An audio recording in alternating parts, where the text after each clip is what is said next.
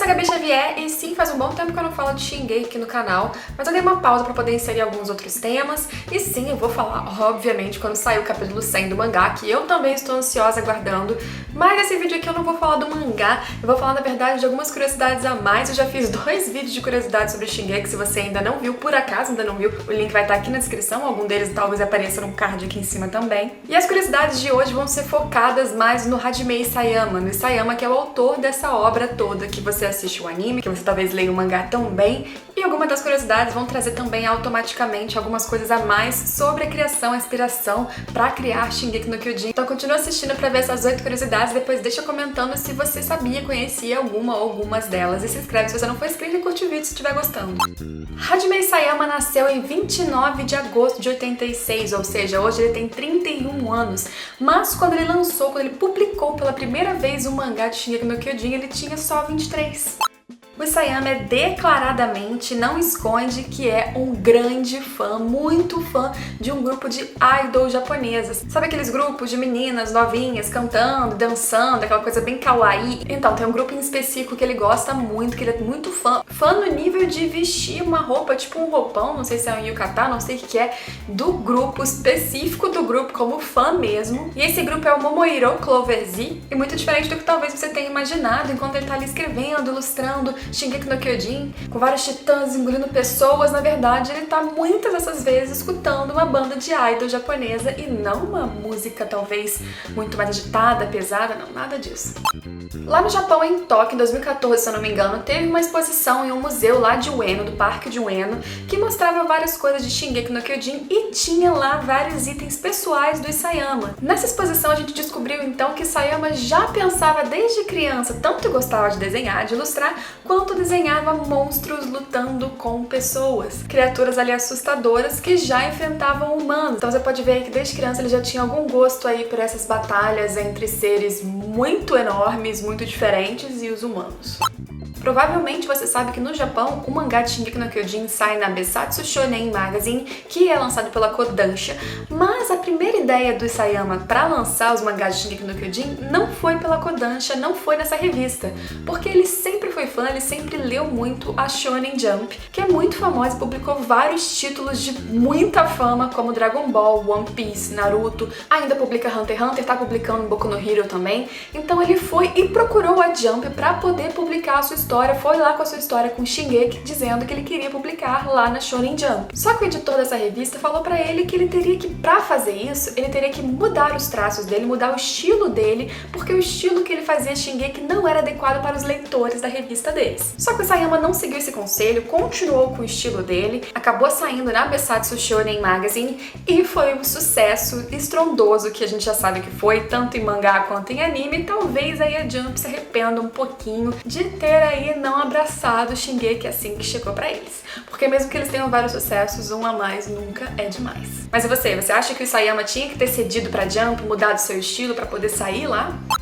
Teve um mangá que o Isayama leu na sua infância, que ele era muito fã, que deu uma certa inspiração também para o jeito que ele desenhava os titãs da sua história Shingeki. Hell Teacher Noob, lançado de 93 a 99, escrito e ilustrado por Takeshi Okano, e era lançado, adivinha onde? Na Weekly Shonen Jump. E tinha um professor com uma mão demoníaca, não é essa mão, e que usava essa mão para combater yokais, seres sobrenaturais.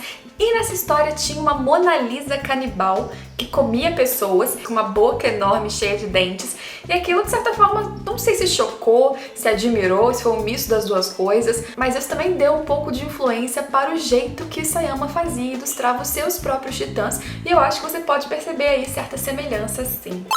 Mas uma inspiração para a criação dos titãs, não do seu traço, mas do jeito meio bobalhão que eles têm, que às vezes parece que tá sorrindo, mas é um sorriso meio abobalhado, meio assim fora do ar, veio de uma história muito curiosa que aconteceu com ele quando ele tinha mais ou menos uns 20 anos e trabalhava em um cybercafé em Tóquio, e chegou lá um cliente muito bêbado, e a sensação ao interagir com esse cliente fez com que ele pensasse nos titãs depois, e eu vou explicar por quê. Quando ele ia conversar com esse cliente estava totalmente fora de si, ele era da mesma espécie que esse cliente, eles eram 2 humanos, e aquele humano que ele estava tentando interagir não conseguia entender uma palavra do que ele estava falando. E essa transformação de um humano poder parecer algo muito mais animalesco, pouco racional, que não conseguia se comunicar, entender, interagir, fez com que depois ele se inspirasse também para criar os seus titãs. Uma curiosidade extra ainda sobre a criação dos titãs é que para desenhar também as expressões e criar expressões diferentes de cada titã, que variam um pouquinho, ele estudou várias expressões faciais humanas durante muito tempo. Ele pegava um catálogo ali de expressões faciais humanas e ficava ali estudando para se inspirar.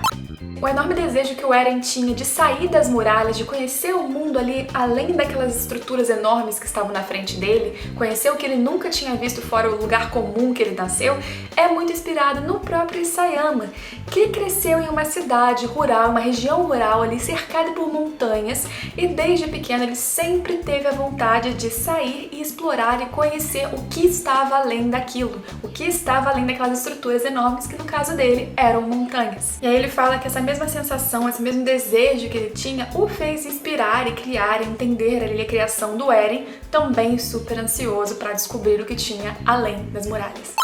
O mangá de Shingeki no Kyojin mais de uma vez apresentou ali umas mensagens escondidas, na verdade palavras escritas em katakana, que é um dos alfabetos japoneses, comumente usado em palavras que vieram de origem estrangeira e que no mangá mais de uma vez apareceram invertidos. Eu vou explicar quais foram essas duas situações, porque foram duas situações bem diferentes. Lá naquela cena que apareceu na segunda temporada, que eles estão no castelo e a Ymir tá inicialmente sozinha mexendo nas coisas, e quando o Rainer chega ele percebe que ela consegue ler numa latinha ali o nome do produto que era aquilo, que teoricamente seria uma língua que ninguém conheceria. Mesmo no anime você já entendeu que a Ymir, na verdade, ela foi transformada em titã 60 anos antes daquilo ali, então ela saberia ler uma língua que não foi usada mais há muito tempo, uma língua muito antiga.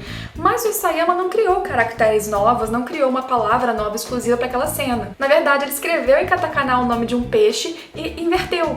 Então, leitores atentos, se pegarem só inverterem ali o mangá, inverter a ilustração, vai ver que a palavra está escrita apenas ao contrário. Mas esse recurso foi usado outra vez no mangá e de uma forma bem polêmica. Eu, infelizmente, não consegui encontrar as imagens disso, mas acontece que leitores muito atentos em uma determinada ilustração do mangá de Shingeki, eles perceberam que, de novo, tinha ali escritos em katakana invertidos, mas dessa vez não tinha nenhum contexto com a história, nenhuma relação com o que estava ali ilustrado naquela página, e era uma piada suja, pelo que parece. Era uma piada ali que ofendeu as pessoas. As pessoas começaram a reclamar que aquilo estava no mangá, mesmo que escondido. A explicação do Isayama foi que o editor dele que fez aquilo, o editor escreveu, e apesar das orientações do Isayama, que talvez seriam de retirar aquilo ali, provavelmente o que ele quis dizer, o editor manteve. E aí deu toda uma polêmica, eles tiveram os dois que fazem esse pronunciamento e as tiragens pra frente saírem sem essa piada de mau gosto escondida. Eu queria muito saber o que era, mas infelizmente eu não consegui. E aí fica o pensamento, será que realmente foi algo só do editor ou Isayama sabia também? Porque editor meio doido, né? E essas foram mais 8 curiosidades de Shingeki no Kyojin, focadas aqui no Isayama, no autor dessa história.